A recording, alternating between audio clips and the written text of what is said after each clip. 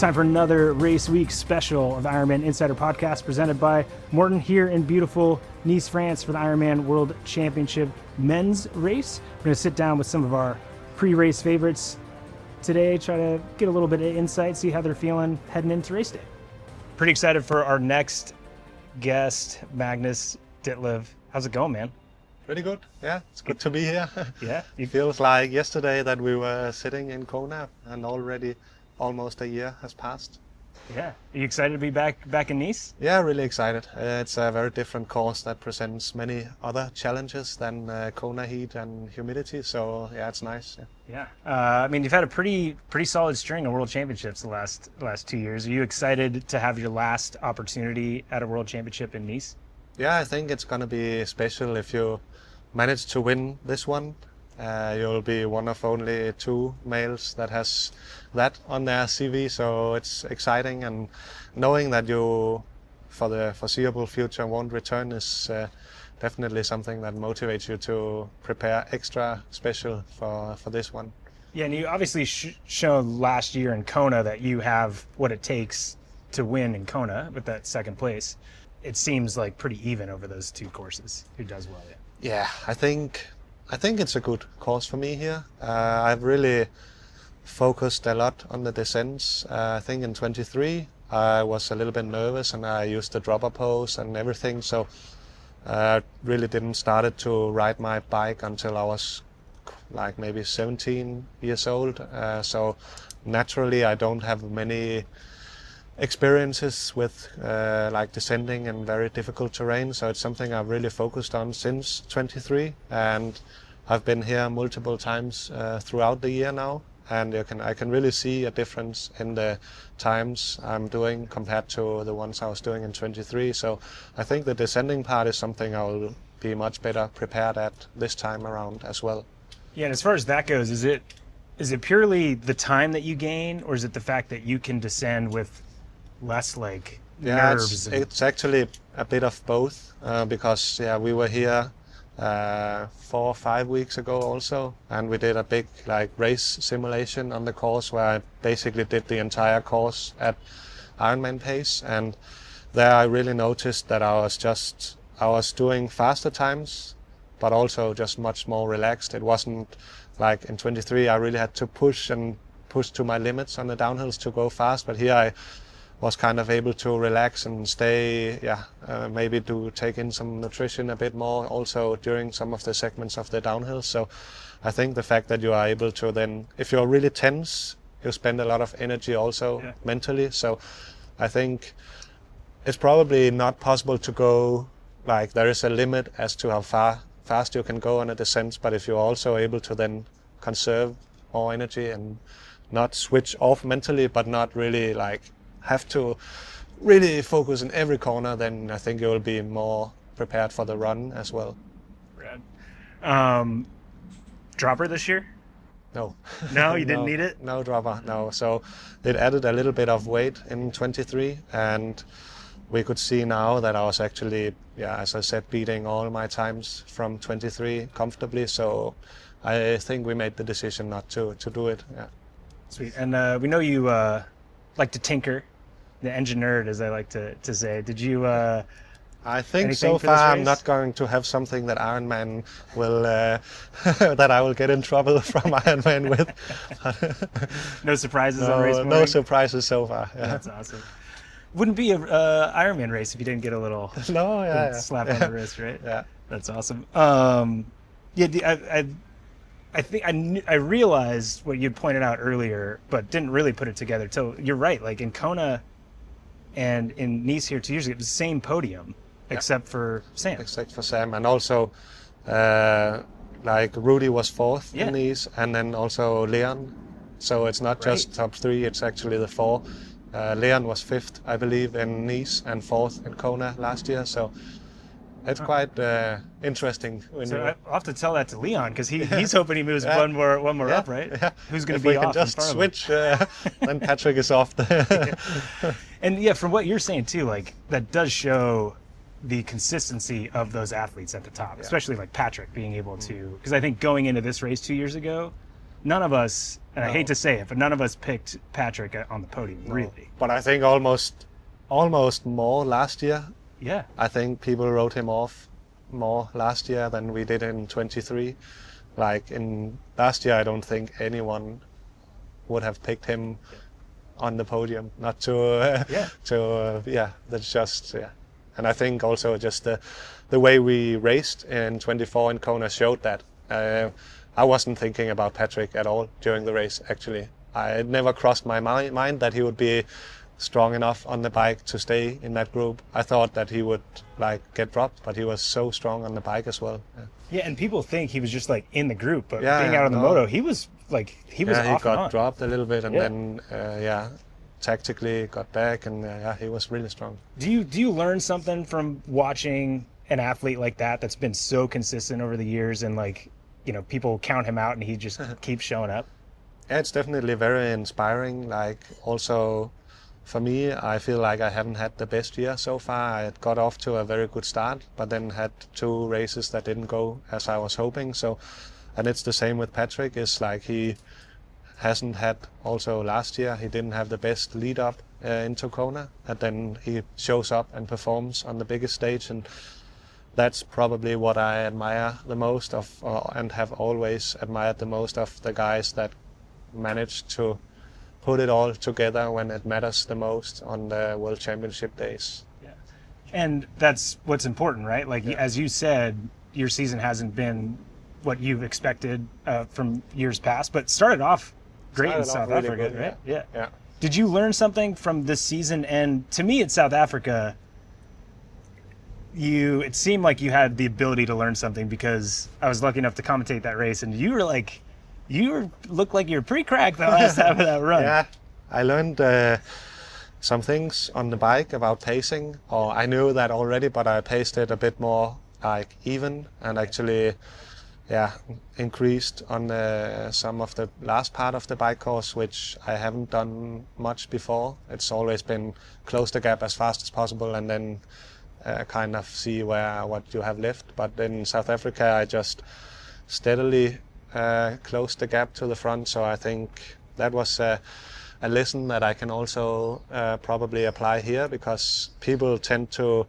focus on this course. It's just the first part and the long climb. But I remember from 23 that after doing that long climb and having to TT for 60 kilometers, after that was actually and also a small hill actually at 120 k's, that was the toughest part. And also that's where Sam made up the most time in 23, was on like the plateau part. So that's something I think is going to be valuable about pacing on Sunday. And then, as you said, also on the run, I thought I'm just going to run the first half in 1:15, and it will be easy to do a 1:20 off of that.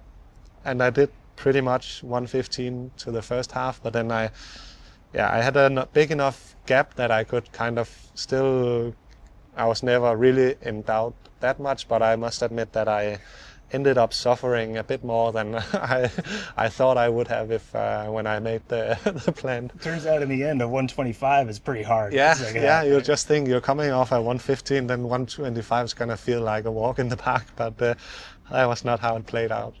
Oh, that's great.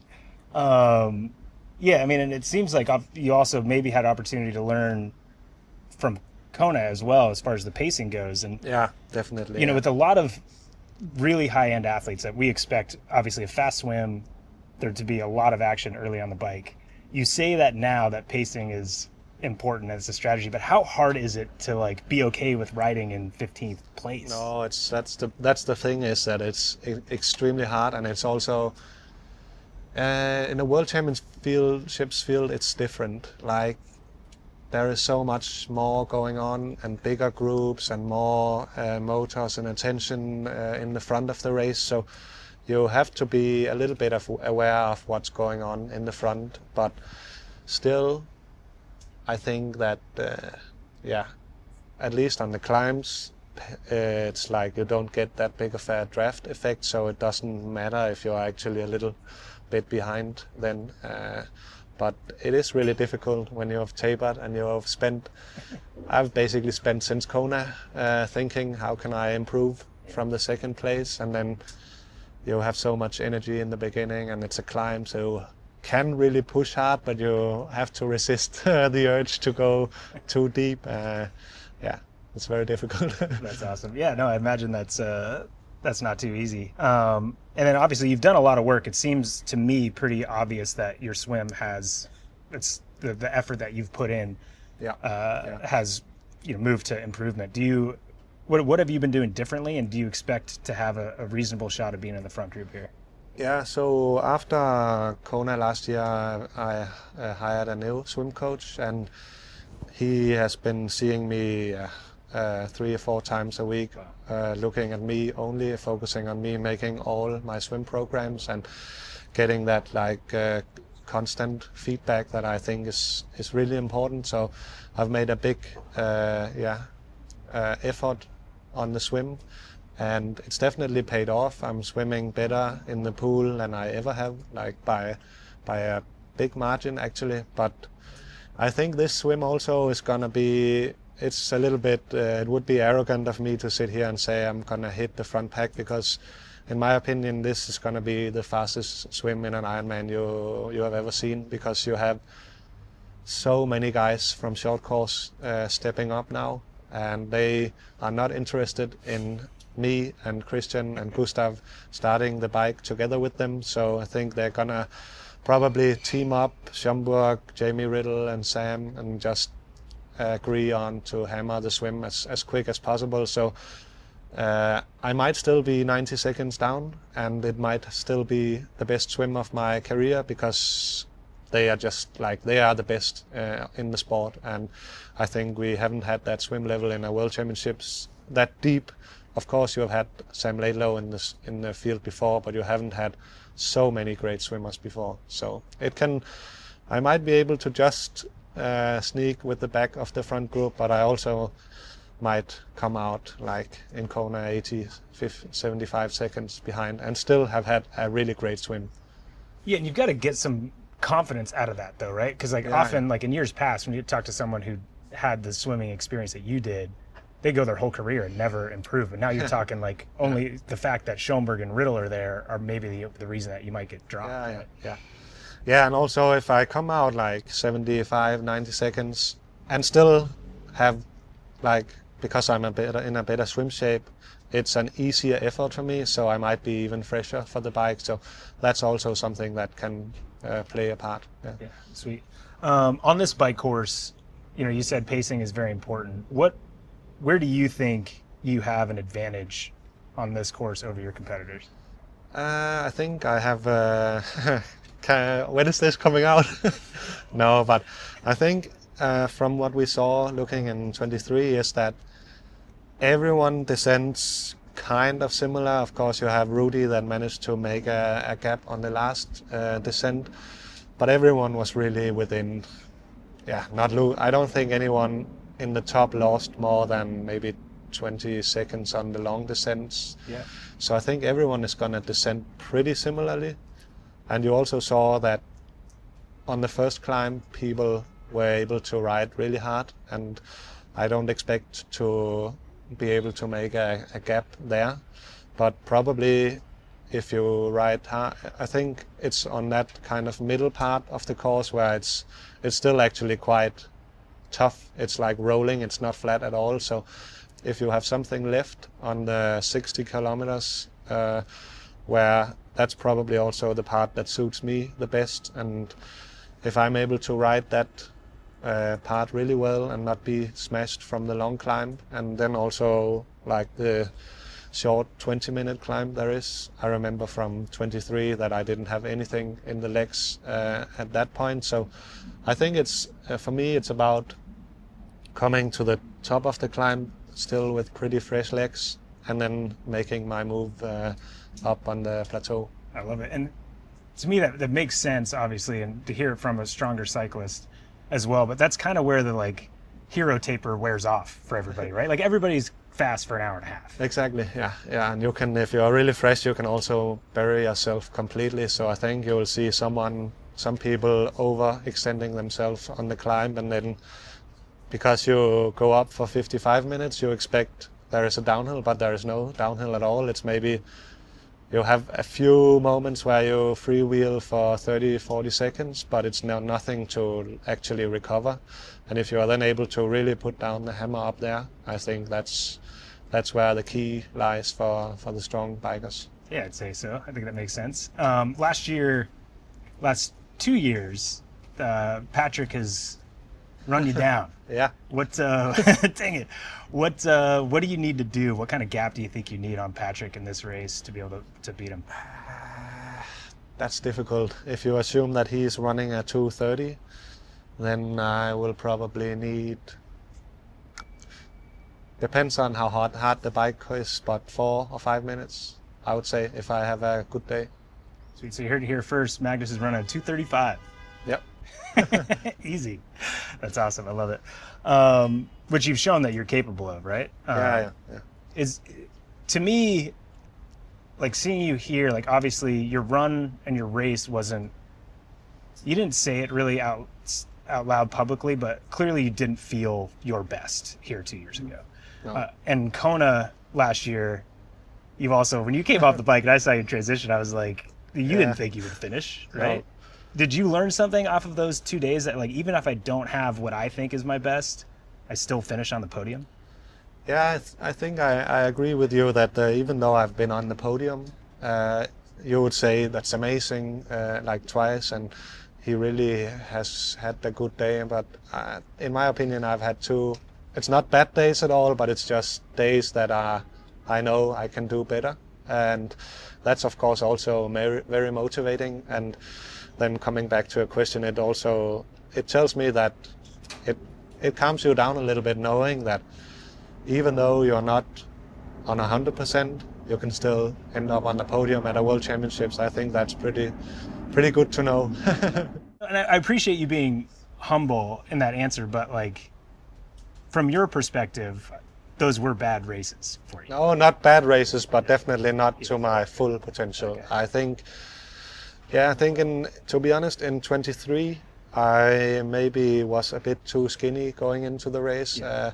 We didn't really know what to expect from the race, and so everyone was saying like, oh, this is a course for the lighter guys, and maybe unconsciously ended up losing a bit too much weight, which I've just noticed that if I'm too light, then I at one point in the race will end up struggling. Like I don't have that strength and power throughout the entire race. Like you can do good efforts in training, but when you have to do a 7.5 to 8 hour effort, you lose some of that kind of durability. And so that has actually been a big focus going into this race. Was even though a lot of people are talking about losing weight, for me it's been about staying at the same weight and not losing any weight going into the race, and then just accept that maybe.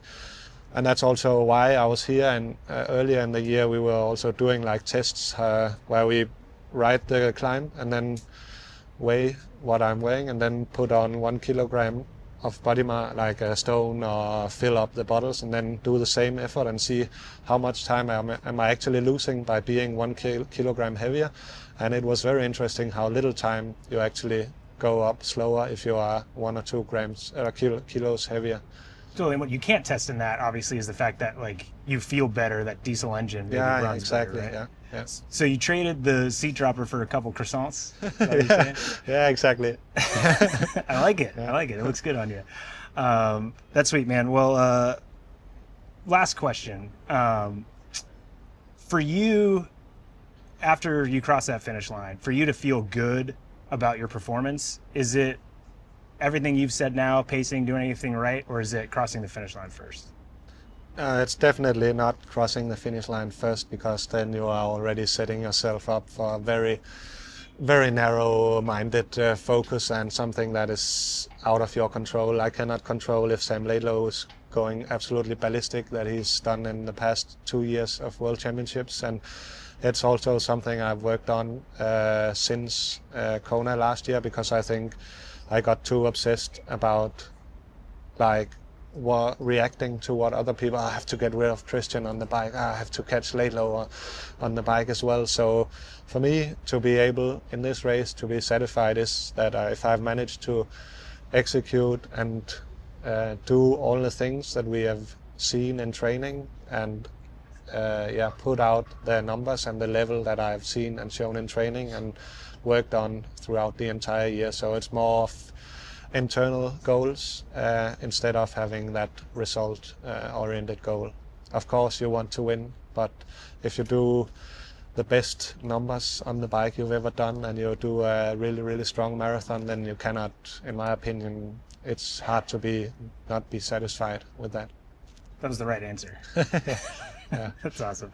Well, sweet, man. Looking forward to watching you produce with all those lessons learned from the last two worlds, and hopefully seeing maybe a mix-up. Let's see if the monkey brain takes over, or if it's the more clever athlete that will be racing on Sunday. Don't worry, we'll call you out for it if we see it going different. But look forward to watching, man. Appreciate it. Thank you.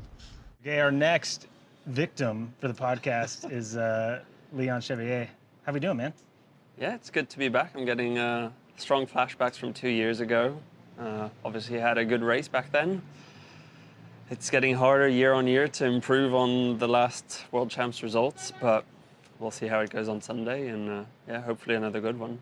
But you're actually literally improving on each last year's World Championship result, right? I know, and I don't know. I guess the next stop is the podium, but so many more guys year on year. You know, I was looking at the documentary you just released about last year's World Champs, and that was already an insane race, crazy field. It just feels like this year's going to be even stronger. Yeah, you had to have gained some confidence last year in Kona, knowing that like you had the opportunity, like you were, and I know it hurt to go from second to fourth, but like, did it not prove to you that you like belong up there? Yeah, it was definitely the first time at a World Champs, even if the result, fourth place sounds similar to fifth, sixth and everything, but the way I did get there definitely felt like it was a big step up, because obviously setting off on the marathon and being 4 or 5K into the marathon in front of Patrick, who eventually won, and then obviously the whole energy lab stuff, like still being in the podium at that point of the race. Big change from previous years where I was never up there, I was never in podium position, and it was always just chasing down all the way to the finish. And so yeah, definitely shifted the way I look at the race, and definitely made me want to go back to Kona a lot more. Yeah. That's awesome. Did it also show you too, though, that with the level of the sport, that like when you get too close to the sun, it'll come at you? Because that I was very impressed with how you recovered, but you were in a world of hurt for a couple kilometers there in Kona. Yeah, I got, I guess, really hot or something like that.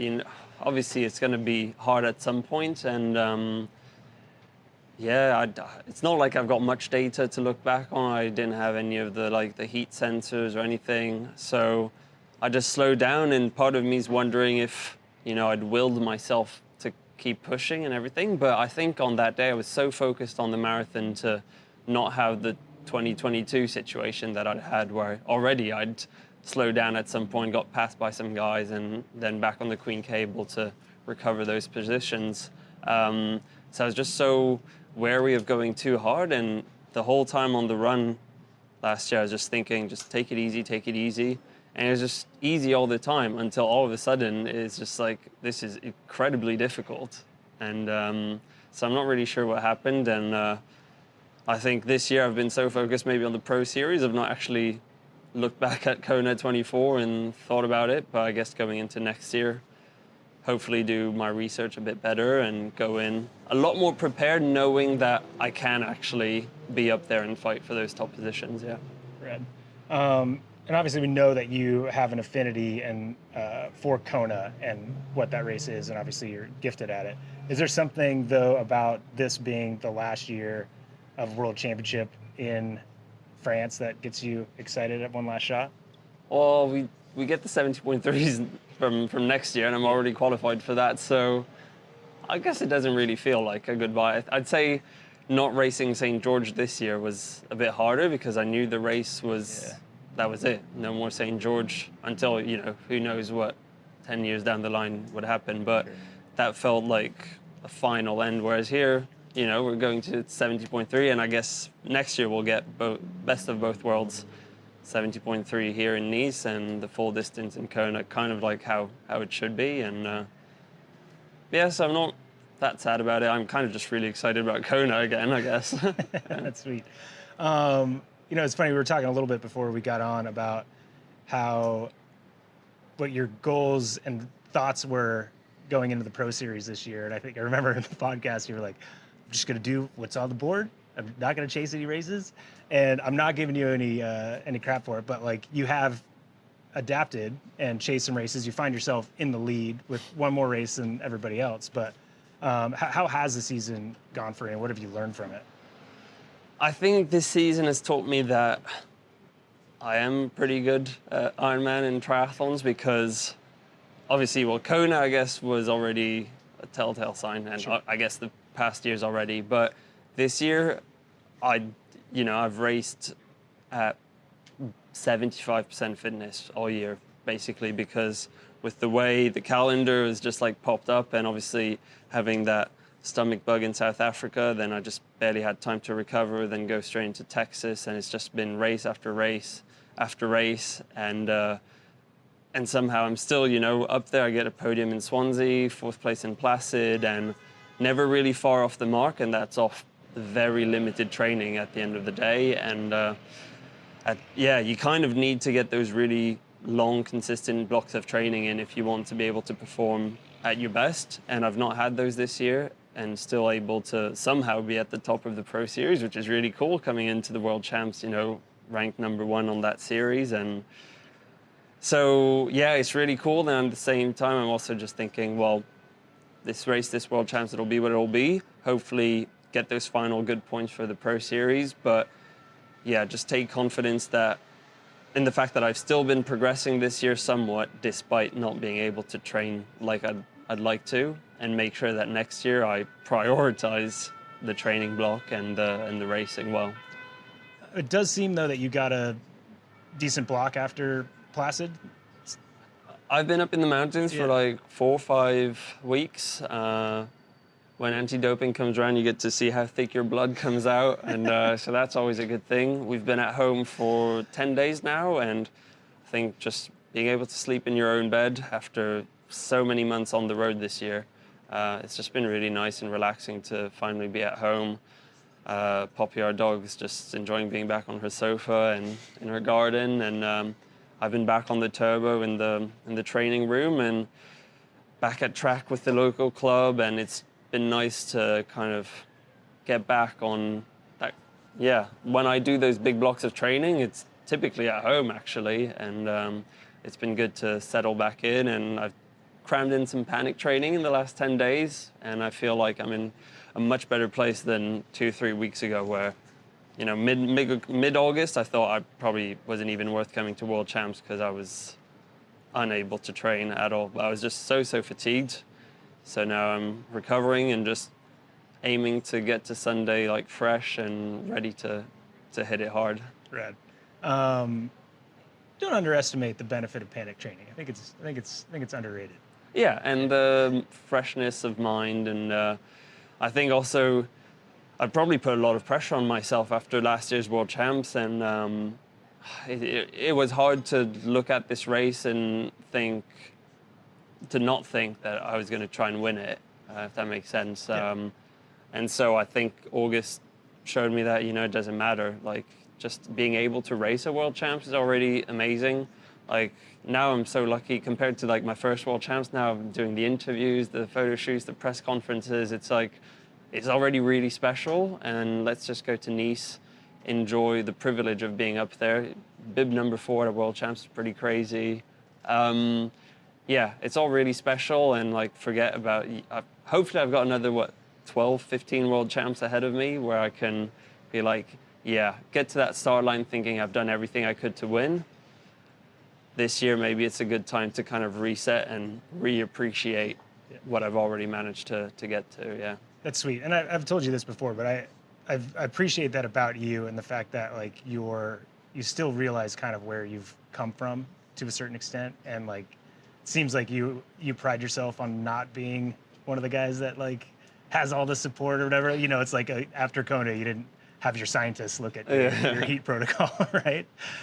Do you take pride in the fact that you're like kind of bootstrap it and still have success and are a favorite coming into the World Champs? Yeah, there's a bit of pride of being able to say, well, you know what, at the end of the day, it's hard work, and I've been able to do the hard work. But I think I need to come to the realization that everyone else is also putting in the hard work, and so obviously the little details matter. Obviously, when I started long distance, I was coming from, you know, not much training, not much structure or anything. So whatever I did do was going to make me faster, and it was all about getting those low-hanging fruit. But now, you know, 4 or 5 years on, kind of need to start looking at the details, do the hard miles, but also those little things that might give you a little extra percent. It could make a massive difference in the race. And yeah, you know, I'm still the guy who's racing from the back. I guess Magnus, you know, coming out 40, 45 seconds out the back in the swim, it's already so much closer to the actual race. Whereas I'm the only guy who's racing from so far behind. So I do need to make those little jumps and hopefully get in the mix from the start. Do you though still have a little bit of, do you still have a little bit of like some allies out there, you know, like in a Cam Wurf? Is there anybody else that you're like, okay, like you're not planning to get out of the swim with him, but when you see him, you're like, okay, cool, I've got somebody to swap turns with? I don't know, Cam always likes to do things on his own too, and it's almost just like we both want to do our own thing, but we just tend to do it next to each other, if that makes sense. Yeah. Back in Texas, obviously we raced together, came out the water in the same group, and then I kind of dragged him around for the first hour or so on the bike because I think he was pretty knackered, and then he was like, oh, my legs have come back to me, like I'm awake now. And so that's when we got back onto the gas and managed to bridge up to the front group, and obviously he carried on to have that fastest bike split when I blew up because I was still knackered from South Africa and everything. But I don't know, I think Kona showed me that you don't have any allies, you're on your own out there, and if no one else can follow you, then why bother? And at least you get to do your own thing. Yeah, I think I proved to myself that I could do it on my own. At the end of the day, you know, even if you've got allies, they'll still want to try and beat you at the finish line. So yeah, it's an individual sport at the end of the day. Yeah. For sure. And you and Cam, you're right, in Kona, you were the two guys that kind of did it on your own most of the day, right? But the question is, Cam, we all know Cam, he's a talker. Yeah. Right? Does he talk at all when you're around on the bike? Like, does he chat every time you guys pass each other, or no? Because he can't help himself off the bike, right? Yeah, no, obviously we're like 12 meters apart and doing yeah. 50K an hour, so it's a bit difficult to chat. I don't know. No, it's not like we chat much on the bike. There's not much opportunity. I think a ref would be on you really quickly. I would just think when he's passing, if you're passing him, he'd try to get out as much as possible. Yeah, you always try and get something. But even same with Matthew Marquardt back in Placid. I was ahead of him for probably the first hour, same, and then finally he comes around and he's like, oh, let's take 10-minute turns and let's get to the front. And I was like, oh, fine. But it's true, you only get like a split second to pass on information. Yeah. All the chatting usually happens after the race when you've got some refreshments and you're just done with the day. That's awesome. What did you learn from this race 2 years ago that you're going to bring into Sunday? These questions are making me feel like I've not done my homework. You know? That's what I did. I'm like, try to get into Leon's head. That's what it says here. I think I need to be patient. Like I set off really hard on the bike 2 years ago and kind of, burned my wings by the end of the bike, but at the same time, it kind of put me in that position where I was able to fight for a top 5. So I don't really know. I hope I'm able to like pace myself maybe a bit better this year and able to be on the gas really deep into the race. Because obviously when you look at Sam Laidlow, how he races, it always looks so calm and composed. You're never far from a big blowout on the run, but on the bike it just looks really smooth and easy, whereas obviously thinking back 2 years ago, I was just like hanging on for dear life. Really? With Cam, once again, obviously. So sometimes it's not the best idea to try and stick with him, because you know he's going to run slow. So that's not quite true, but yeah, I think be patient. Try and be patient, measure your effort, and maybe this time round, I'm going to be honest, I don't think I can fight for the win. So maybe fight for a top position, and for the first time, try not to fight for the win, which is so difficult. Every time I'm on a start line, I always try and fight for a win. So maybe try and fight for, a top 5, which would be incredible already. Yeah, I mean, I think when you're, especially if you're aware that you're not at your best and you're racing the best in the world, if you try to beat them, often you just beat yourself. If you try to just have that, like, again, conscious goal that's attainable, but a big goal, then you actually open the opportunity to win if they mess up, right? Or be in the position to do that, right? Yeah, or at least to give yourself a shot at finishing well. Like, yeah, it would take like a weird circumstances for me to win this race, I think. And so to go in and think, just getting another top 10, 5 years in a row, that would be pretty good already. And if it might take a better performance than 2 years ago to get into that top 10, just the way the sport is moving. So yeah, try and improve on 2 years ago would already be a big gain, because obviously I was fitter 2 years ago than I am today relative to fitness of the year, but I've gained so much in experience and racecraft and just overall life endurance and strength that maybe I'm able to beat the 2023 Leon. Yeah. That's awesome. I know we gave you a little bit of crap for not having your funny shirt, but I just thought of a new funny shirt that we could make that says, it would have to be a weird race for me to win. Leon That's Chevalier. good. The team downstairs also had different ideas for another T-shirt, but we can't say that on the podcast. That'd be good. That's awesome. Well, man, love seeing you out here. Excited to see you race your last race in Nice for the World Championship Ironman title. But does it feel like a hometown race to a certain extent still?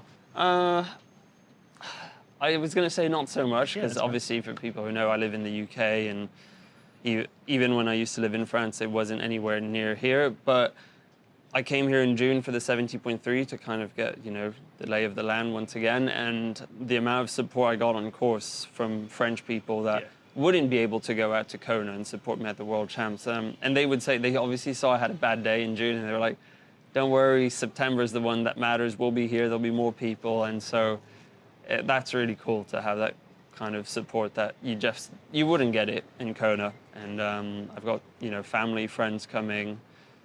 And yeah, that's quite special. I know it's only happening because we're here in Nice and not in Kona. That's sweet, man. We'll look forward to hearing all the locals cheer for you on Sunday and see what you bring to the table. Thank you, yeah. So last but not least, Kristian Hogenhaug. You've had a lot going on since the last time I chatted to you. Yeah. What's been up? I've become a dad since the last time, and yeah, that's been really, really amazing. Did a little different focus for a couple weeks. Yeah, it's literally a little bubble that you walk into, and then in a way, it's so cliche, but your perspective on a lot of stuff changes a little bit. And also saw a quote that it was from a stand-up comedian that said that he didn't think that like power corrupts, power reveals, and it's the same thing with parenthood. It kind of, you see sides of yourself that you maybe didn't knew you really had. So yeah, and apparently I'm a lot more sensitive guy than than I thought. So yeah, it's been really, really good. You showing your soft side a little bit more? Yeah, that's awesome. 100%. That's awesome. Well, the Ironman production team got you a little something for your new addition. Oh, I'm gonna start crying now with my more sensitive side. Oh. Hey. Congratulations. Oh. That'll fit. They look good. That's awesome. Awesome. Oh. What does it say on Support that crew. shirt? When I grow up, I want to be an Ironman support crew. Rad. That's great. Amazing. Thank you. Yeah, of course. So you are tearing up a little bit, aren't you? Yeah, like that perspective. I haven't had that experience, but I've talked to a lot of new fathers, and the perspective changes things. And I know when you've been very like open about it and putting on social media that, oh man, training isn't quite what I hoped it would be. But I think from what I hear, there's a little thing called dad watts. You feeling the dad watts at all? Yeah, I'm hoping that dad watts will come now that I'm like stacking up on sleep for the next week. I think if I can like push more power from pure fitness, I definitely think there is something to it that you can even dig maybe a little deeper and suffer a bit more. I definitely felt that in training for the last few weeks, that there was just newfound purpose in a way. I hope I can like dig myself very deep into a hole on Sunday, because that's also, I really admire people that can go all the way down to in the hole and just suffer like a dog. That's awesome. That's pretty great, and it does seem like getting to World Championship. I know generally people are like, oh, maybe you don't sleep as much because you're stressed or you got to get all the things in, but you're sleeping like a baby right now, right? Yeah, I'm sleeping like a baby. And it's really good. And I also want to now like just get in as much as sleep as possible. It's not like I haven't slept like good. It's more like I have been awake a few more times during the night than I probably normally would. Yeah. And now I'm just also the family are back home, so I'm also just trying to make the most of it while I'm here, and maybe do everything a little bit better now that they are back home in Denmark. That's awesome. Last time you raced here in Nice, it wasn't great for you. Pretty easy to do better than last time. Yeah, actually, I also did 2 months prior, before the World Championship. I did the IRONMAN France, which is part of the same course. And I actually also DNF'd that race, and I DNF'd the World Championship. So, right now, today, we had to change apartments to one like closer in the city, and we just rode the run course on the bike. And I was like, man, I don't really have any good memories from that stretch. So I definitely hope that, I think the way I'll use it is that as long as I just feel better than I have the 2 prior times I've raced here, it's gonna be a mental boost. But I don't really have any pleasant memories so far. Well, it's no better reason to make some, right? Yeah, exactly. And I'm in a much better place, fitness-wise, so that's also gonna help. Yeah, and it's funny, we talk about these times, and like you had some crazy times this year. Your Frankfurt time was ridiculous, and both on the bike and the run. But it's good to talk to someone like you, especially on this course, that reminds us that just finishing the thing is freaking hard, right? Let alone trying to run sub 240, right? Yeah. Yeah. What do you think is often underestimated from people that don't do Ironman, or age groupers that do Ironman, from the pros and their experience, and that in the end you are also just trying to finish? I think part of it is because it's on from the gun. Like, you can really suffer quite a lot even early on the swim, and then you still have 8 hours of racing left. So it's 8 hours with just full gas. So it's not just the last 2 hours that you suffer quite a bit, it's actually through the whole race. And that just makes the last hours of the race even more grim, that you've also suffered a lot of hours prior to that. It's not always a well-paced effort the whole way through. You're actually racing the distance, and that makes it very hard. Yeah, and I think people also underestimate, especially when they look at someone who has like fast bike splits. They're like, oh, fast bike splits because you're a fast cyclist. Like, no, I'm suffering the entire time. Yeah, it's not like, and sometimes even I think when your bike is the strength, you also have to play your strength. So maybe you have to ride a little bit harder than you would do if you were like one of the best runners, for example. So that's why you have to kind of do your damage and impact the race that you want it to, like, yeah. Then you can maybe pivot into your favor if you make some of the faster runners suffer a bit more on the bike. So yeah. Yeah, so on this course, knowing your strength, and obviously you showed it in Frankfurt and Placid, and you've showed it at a bunch of races on the bike, is there an opportunity to take advantage of that here on this course? And does that mean just going from the very beginning and hoping that you can go harder than everybody for longer? Yeah, still a bit in doubt, I would say. There is also, I still think aerodynamic is the biggest factor here. So, but there is also quite a bit of climbing where weight comes into play, and I can just see when I'm riding with the other guys, if you weigh a little bit more, you also have to push a little bit harder.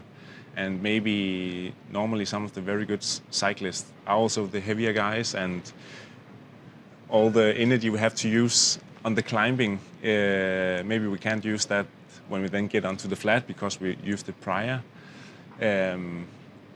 So probably have to see how it all plays out in a way. Based on what I've seen in training down here, like segments where it's maybe 1 or 2%, where you still stay in the aero position is probably where I can do the most damage. And then on the flats, when it's like proper climbing 5 or 6%, then I probably just have to try and survive and stay in the group, and then hope I have a little bit more left on the flatter and faster parts of the course. And then last year in Hawaii, I played it a bit more conservatively, and I actually think we rode quite hard the whole pack I came in with. And then it turned out that everyone else also had a really hard time and then ran really slow. So I probably also know that if I think it's hard, it's also hard for everyone else. And then maybe the running level is leveled out a little bit. The harder you make the bike, the more the level comes down to an attainable one. So it sounds like trying to maintain on that first climb, and then it sounds like maybe that middle plateau section is where we might expect to see you make your move. Yeah, I would say so, yeah. Also, because until we get to the climb, maybe it's also trying to just recover a little bit from the swim, depending on how that goes. And then hopefully the legs are still there on the top, and then I think that's would be the smartest move for me, to try and break the group there and make some of the maybe smaller guys suffer a bit more. Yeah, and it's, people talk about, the climb and then the flat and then the descent, but in that descent, there's like a pretty brutal climb. 15, 20 minutes, yeah? Yeah, the last climb, yeah. And it comes right after a descent, and like if you've ever tried to ride really hard up a descent and then go down after, then when you start to pedal again, your legs can be like totally toasted. So that's also a true test of the energy levels there. And if you have a well-paced effort and you can maybe hammer it a little bit more up that climb, then that will also be a good place to put in a move. It is funny, that perception, down a big descent, and then there's almost, you're like crossing your fingers because you don't know till you take the first couple hard strokes. I have no idea what it's going to be like. Yeah, you feel good on the descent and think, okay, that's okay. And then you start pedaling and it's like, oh, Jesus. That's awesome. And then obviously this run, I think people say it's easy because it's flat, but it seems like exactly kind of what you were saying. It kind of depends on how hard everybody makes the bike, right? And I also think that's something we have tried to maybe focus a little bit more on in the last weeks, is being able to recover a little bit better from harder efforts. So for example, that you have like probably 2 big efforts on this course with first the long climb that's around 50 minutes, and then the last one that's around 15. If you haven't like shredded your legs, or if you are able to like ride hard and then recover, then with the long descent in the end, then I still think you can run pretty well. But if you're not used to going really hard a couple of times, then it kind of accumulates the fatigue a little bit more than if it's something you have trained a little bit. Yeah, and it seems like this course specifically has a higher demand of that. I think racing in the last few years has gone that direction where like you need to be able to ride threshold or over threshold for a period of time, where I think in the years past you'd be like, okay, my goal Ironman watts are this, I'll just stay here. Yeah. Like, that's quite different on this course, right? Yeah, totally. And we also approached the taper a little bit different maybe, so the last few days has also been 3 hard rides in a row just to try and just boost the last like fatigue resistance, and then rest from today and until the race with easier rides, just to be able to have like a bigger difference between your hard efforts and then the lower efforts on the course when you go downhill. Yeah, freshness is going to be more important. Yeah, for sure. Yeah. Awesome. This year you've had you had a crazy block of racing. Did that have anything to do with the expectation of the baby coming? Yeah, I had hoped to do well in Ironman Texas, my first race of the year, and that didn't go very well. So I had to kind of decide if I still wanted to be in the Pro Series, and obviously the choice was yes. So I had to make a new plan, and stacking up 3 races within 22 days. And it went really well. I'd say so. And probably came with a little cost in the preparations for this race, because there was kind of a like bill to pay on how long it took me to get into proper training again. So I'm really excited to see how it bodes for this race. Like I know I have done some good sessions leading up to like the race block of 3 races, but it's been a totally different build-up the last 4 weeks than like kind of had imagined. Yeah, that's fair. But I'd say it's successful. 2nd in Frankfurt, 5th in Swansea, and 2nd in Placid. Yeah, that's pretty good. Yeah, it's really good. Yeah. And to me, it seems like that Placid. We talked after that race, and you didn't go in fresh, and you showed yourself what you were capable of. In spite of that, is that something that we bring into this weekend?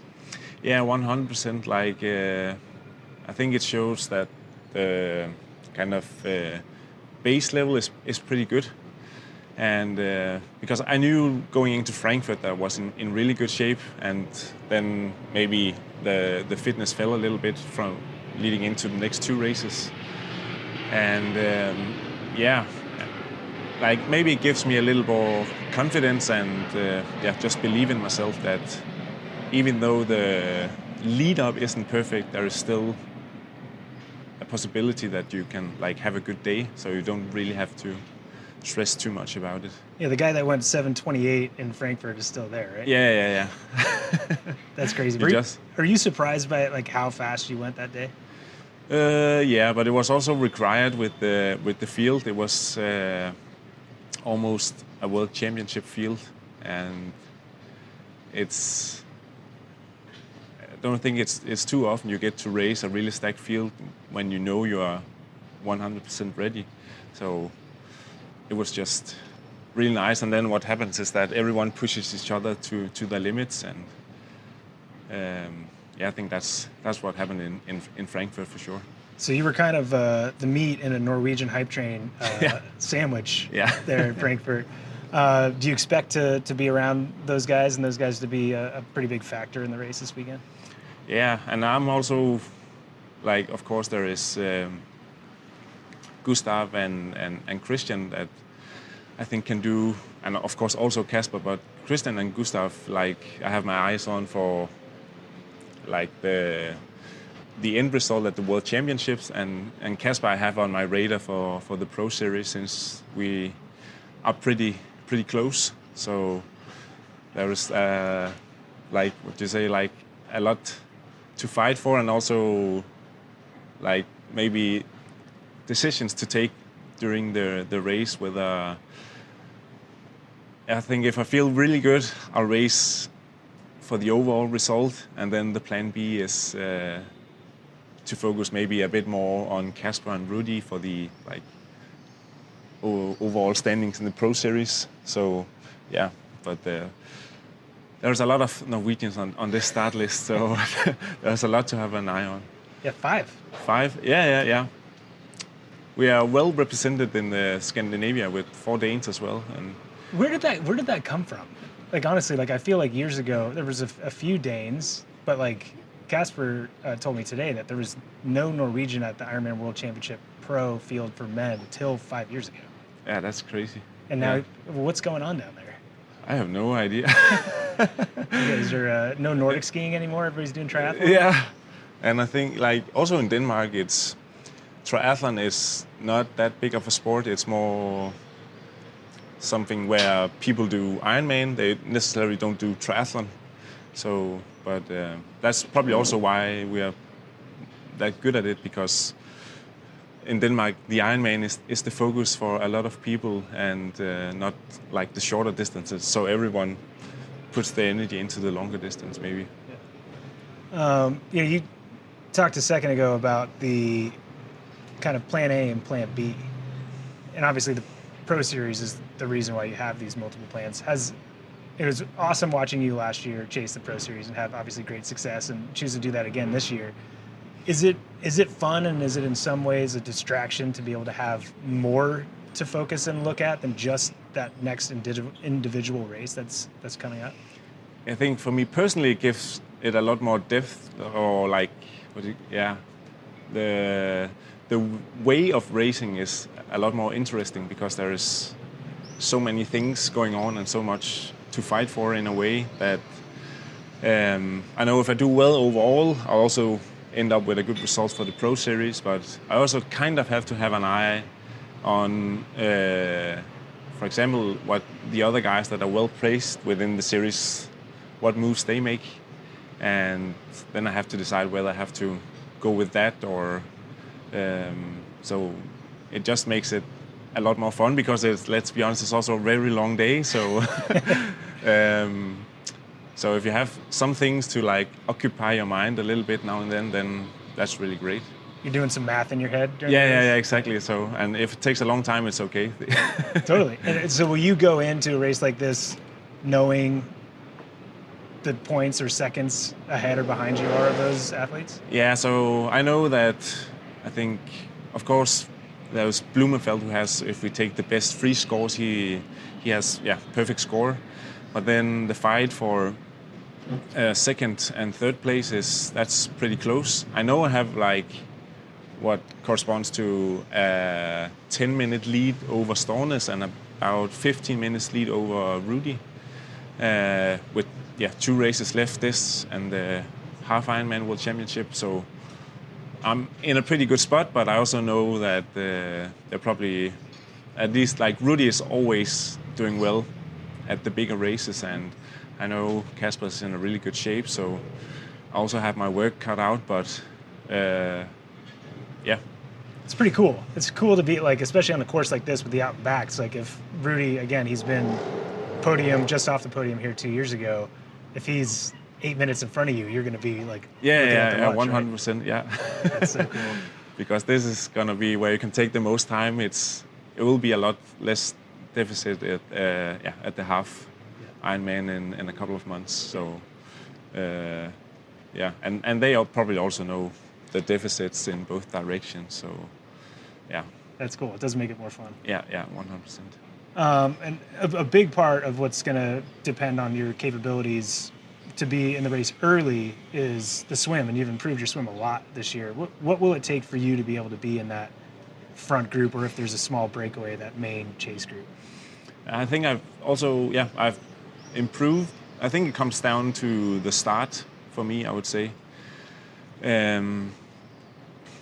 Also because every time we go around a buoy, that's also, if you are in the front, for example, that's where it's a good time to like kind of put on the pace, because it just gets a lot harder for everyone behind. So I have to get a very good start, so I'm not like very far behind, because then you also don't kind of, if you're a bit further behind, you kind of depend on if the guys in front of you can hold the feet or not, and if they open up a gap, you have to close that. So I think it comes down to the start, and I have a few guys in mind that I know are always like very good at taking it out, but they don't fight too much, so they are very good to get on the feet and hips off. Yeah, so do you look for the hip or the feet? I'm more kind of a feet guy. Big feet guy. Yeah. That's awesome. That's great. And yeah, I mean, so you mentioned actually more than any of the other athletes that I've talked to, a group on the bike. I think most people are thinking it's going to explode right away. Do you think because everybody's tapered and fit and the best in the world that there will be a lot more people riding together on that climb than some think? Yeah, I think so. I don't, because maybe people are afraid that the race will slip out of their hands if they are not in a group. And it's also, of course, there will be like no advantage of being in a group on the climb, but as soon as you get on the flat parts, that's where it's really beneficial to be in a group, and people know that. So if you're spit out of the back, then maybe the race will go ahead without you. So, and that's why I think people will try really hard to stay in some sort of a group on the big climb. And yeah, last year we had a very tough race on the bike, and people probably after that race told themselves that I'll do like a more well-paced effort at the next Ironman World Championship. But I feel like as soon as the gun goes, it's all the plans are maybe thrown a bit out, and people are racing the race. Yeah, as soon as it tips up after 10K, yeah. Everybody's throwing their plan out the window, right? I 100% agree. That's awesome. What are you most looking forward to for this week and this weekend? Last chance in Nice. Yeah, last chance in Nice. Yeah, just